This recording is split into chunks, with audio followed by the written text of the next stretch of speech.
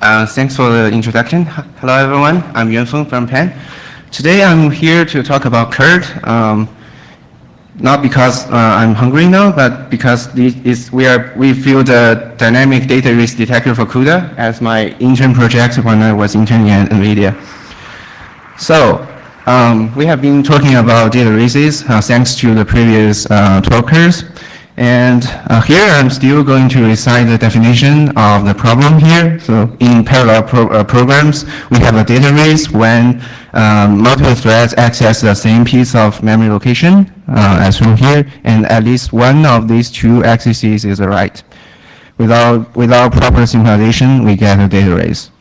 So why are data races bad?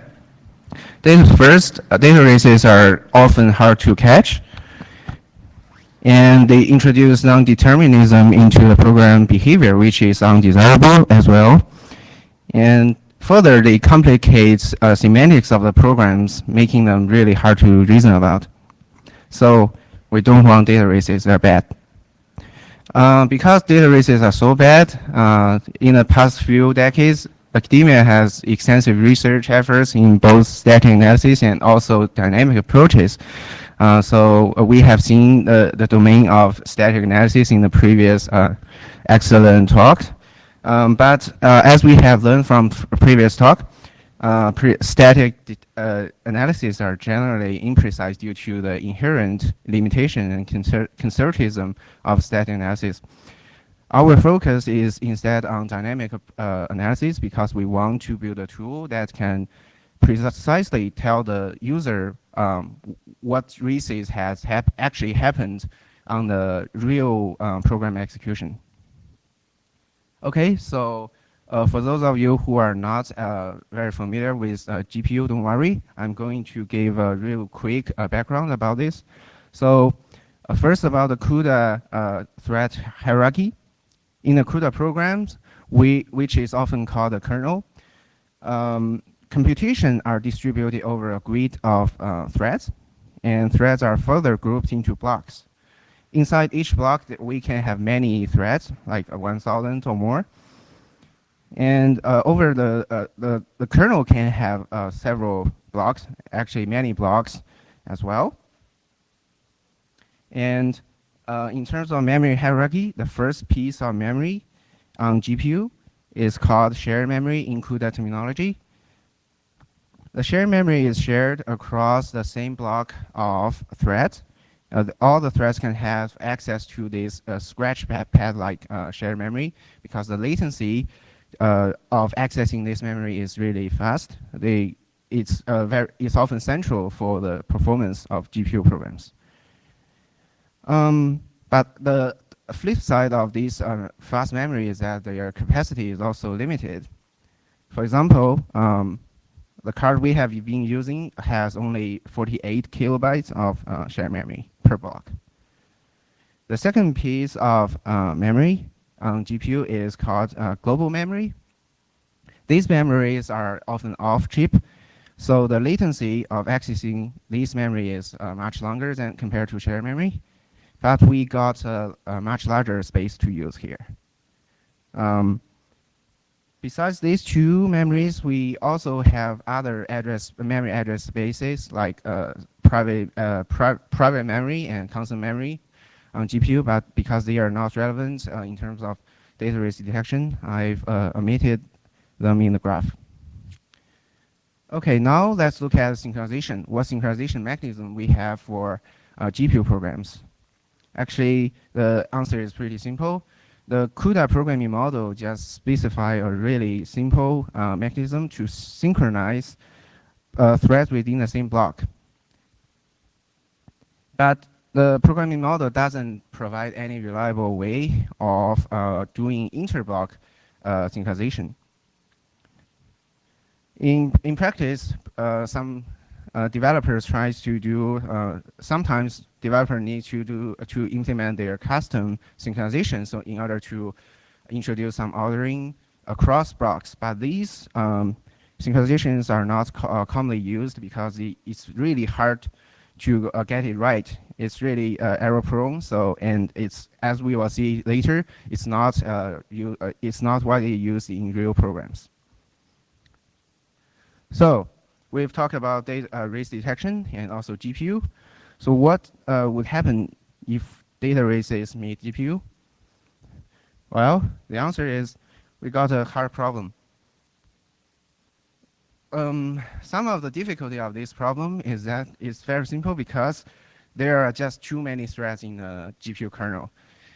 Even for a really simple kernel, when running on GPU, you can, because GPU programs are also are often targeted towards a really big data set, you really need to have extensive parallelism on the program execution. So it's not, it's very common to have over 1 million or even more threads in the system. So this makes conventional data race detection algorithms that works well for CPU programs impractical in many cases for GPU programs. On the other hand, this problem is also fun because one reason is that you, as we will see later, actually we have already mentioned that, is that GPU kernels tend to be more structured, much more structured than the general CPU programs. This actually poses an opportunity for us to design more efficient algorithm that works well for GPU programs. The problem is that, or how do we, exploit this opportunity? Okay, to tackle the problem of GPU race detection, we have our previous work last year is Barracuda. So here I'm showing the high-level idea of Barracuda. In Barracuda, we basically we instrument the GPU program on the device side and stream these relevant events dynamically back to the CPU side. And on the host, we are running a race detector with some compression scheme to manage to make the overhead of metadata practical. And then analysis of the risk conditions happens on the host side alongside with the program being running on the GPU. However, the slowdown is often terrible.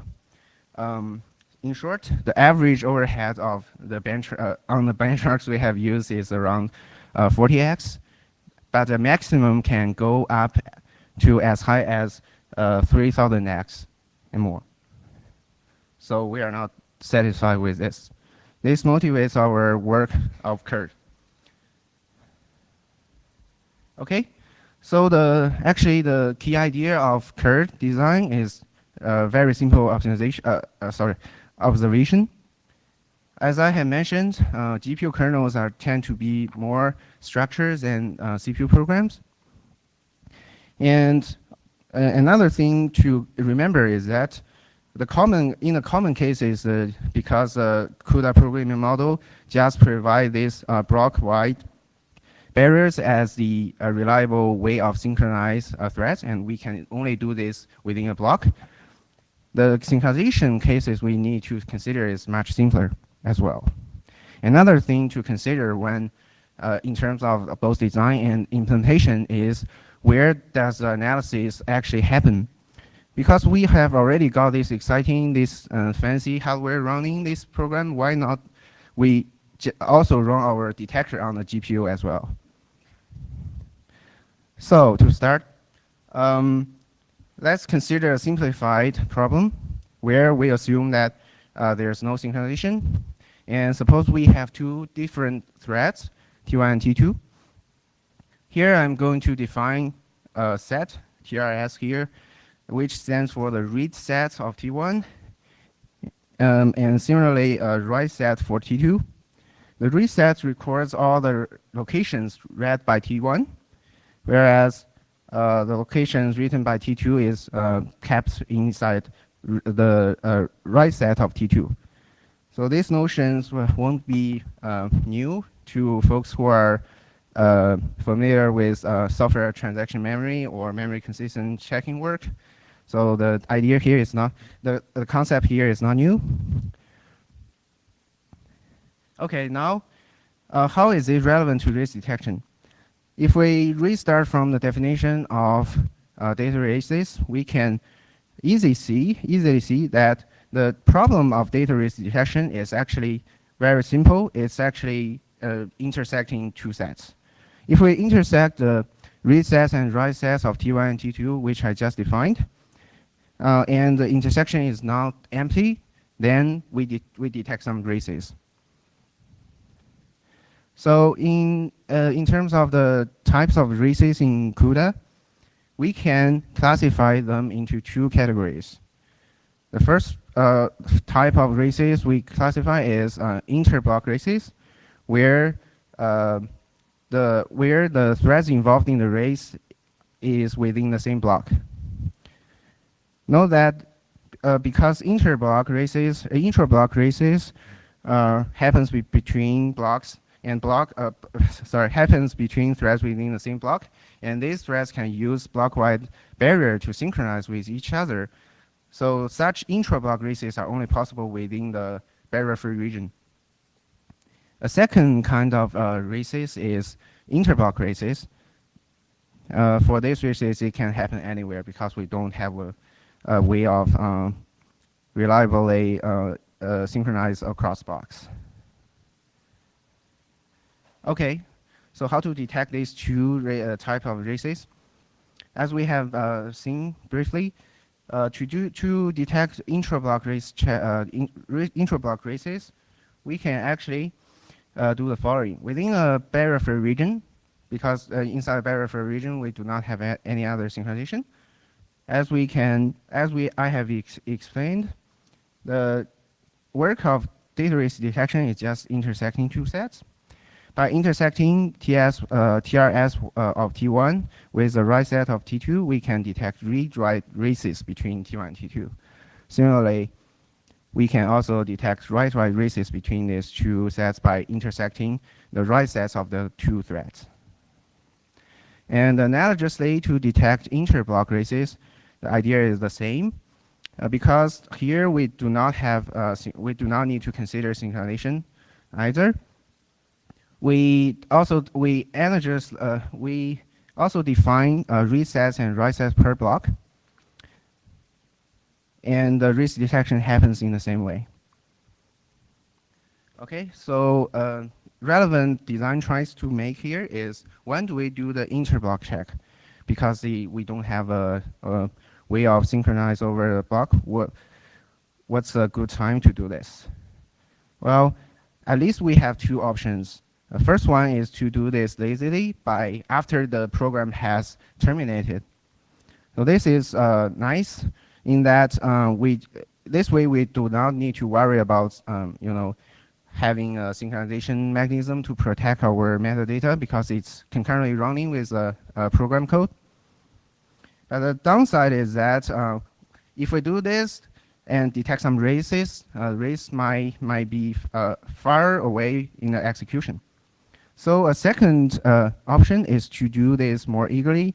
So one possibility here is to do an incremental check upon each barrier within each block. The nice,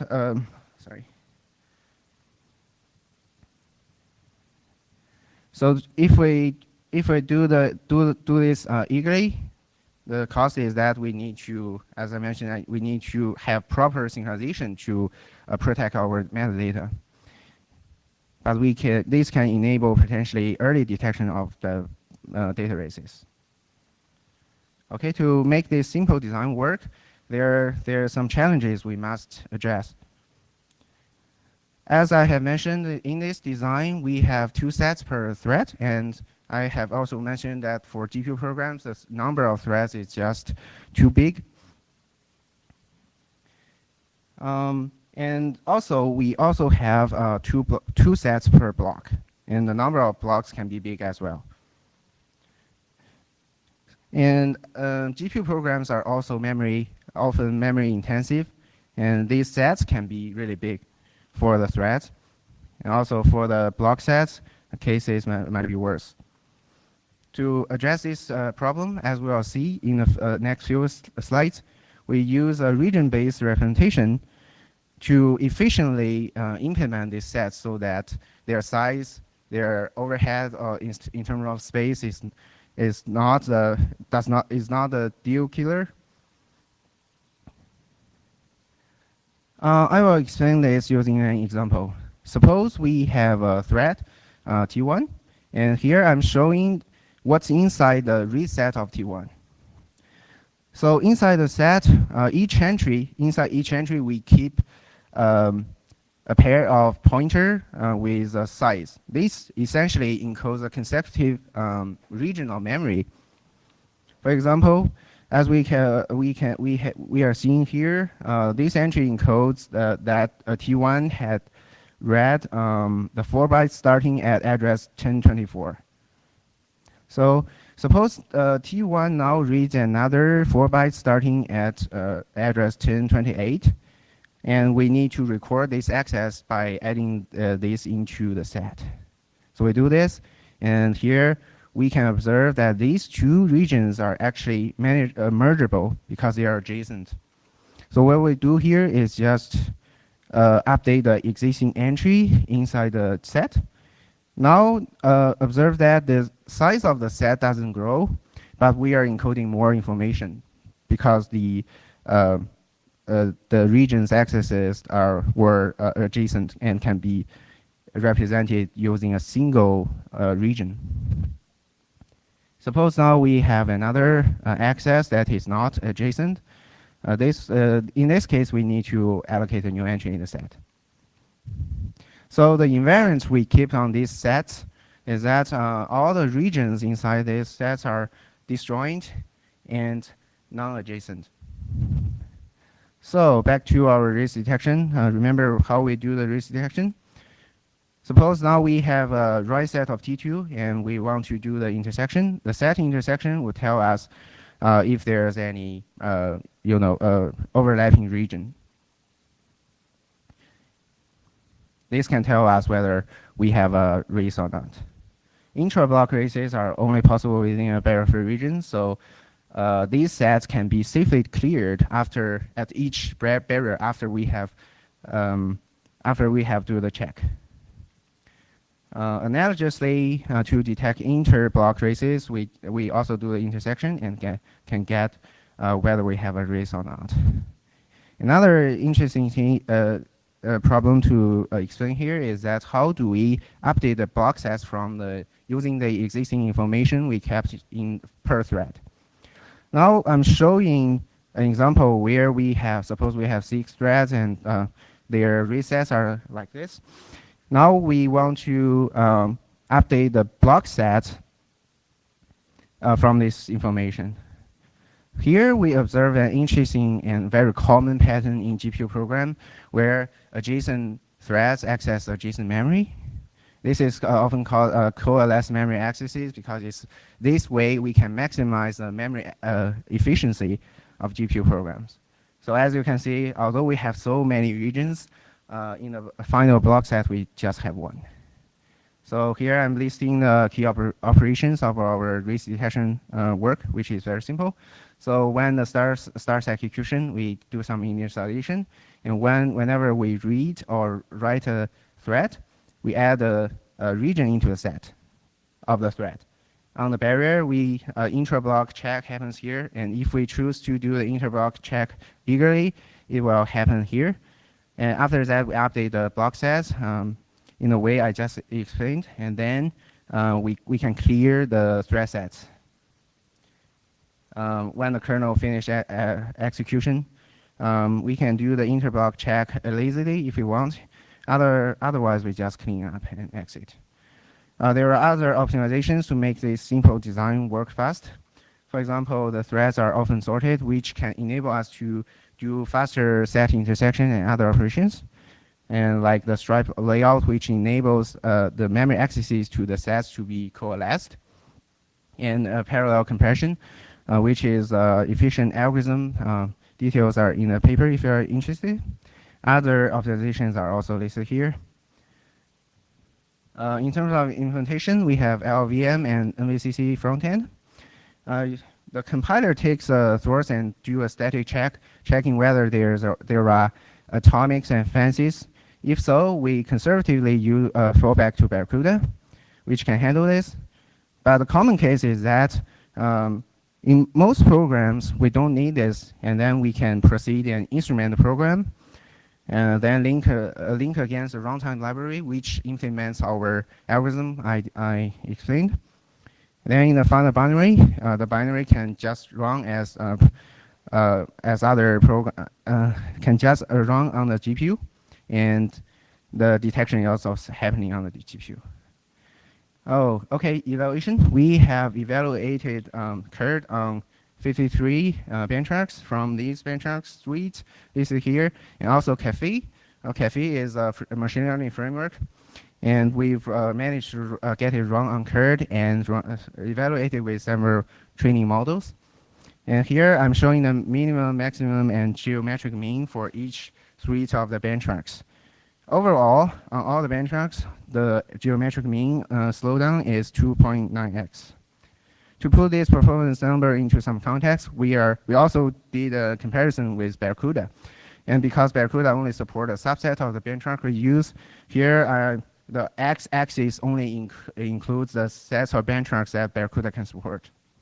The y-axis is slowdown normalized to native execution. Here, lower is better. And note that the y-axis is in log scale. The blue bars are the performance numbers of Barracuda. The green bars are for CURD. As you can see, CURD runs significantly faster than Barracuda. The average overhead on this subset of benchmarks is 2.2x. So to conclude, we've presented CURD, a dynamic CUDA risk detector. It is optimized for common case synchronization mechanism, and it runs on GPU, and as a result, it's fast. Thank you.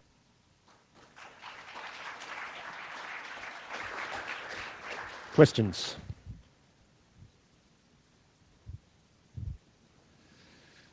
Very nice work, and enjoyed your talk too. As a Chen Ding from University of Rochester, we have a paper that you also cite. Our work sort of started with the belief that excess instrumentation is going to be, the base overhead is going to be too high, at least 5 times. So we ran away from that. We did the value-based checking. In the results you report, do you have compiler support to say some of the threads, I know the access, I don't have to instrument, or does your results actually based on the execution, sort of the code that every access is instrumented? Oh, so are you asking whether we have any static analysis to support this? Yeah, actually we have very simple static analysis implemented, which is also we discussed in the paper. Basically, it's a data flow analysis that tries to decide pointers, address spaces of pointers, and then if we can decide 2 pointers are not within the same memory address space, we do not need to care about the aliasing thing. And also for constant memory and I forgot that other one. So for the read-only memory address spaces, these pointers we do not need to instrument in the first place. Thanks very much for the talk. Looks like a useful tool. I was wondering if you have an inter-block race, do you find out the precise identities of the threads that raced? Yeah. Actually, we found several inter-block races, and in particular, I remember one race from Gunrock, the Gunrock library. After this, our paper is out, the author reached out to me to ask for the report, and I gave him precisely the source line of this, the source line of the statements involved in the race.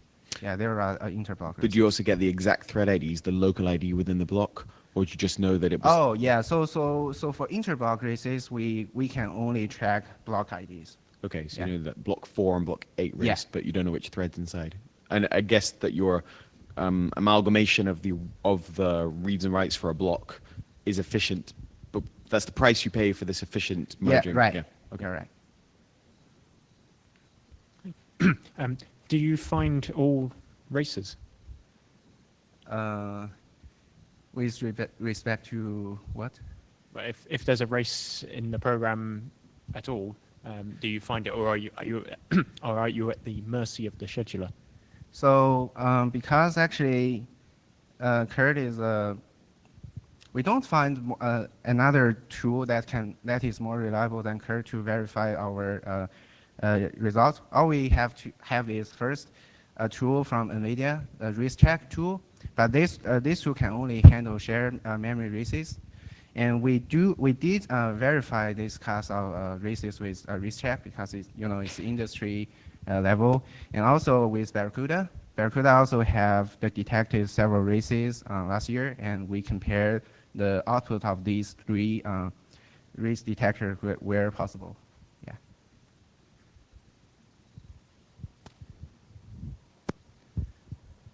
Just to follow up from John's question, actually, I think that your tool and actually many tools that exploit this simple programming model have a really nice property that goes unappreciated, which is that if you only have barriers as the synchronization mechanism, if you don't use atomics, then a race-free program is deterministic. There's only one state you can reach when you hit the first barrier, and therefore there's only one state you can reach when you hit the second barrier, etc. And what that means is, while you're not guaranteed to find all possible races, if a race exists, you're guaranteed to find a race. You mean on the execution we observed? Yeah. So if the input can cause a race to manifest, and if there's no atomics, if there's only barrier synchronization, then the input will trigger a race, and your technique will find a race, like one of the first possible races. I think that's a really nice feature of the barrier synchronous, like the bulk synchronous programming model. It took me a very long time to realize that, like, some of my work was exploiting that feature. But several years later, I kind of realized this is why all these GPU race detection tools work quite well in the barrier synchronous model, and then atomics come along and spoil everything. Yeah. Any other? On that note, are there any other questions? All right. Thank you. Thank you.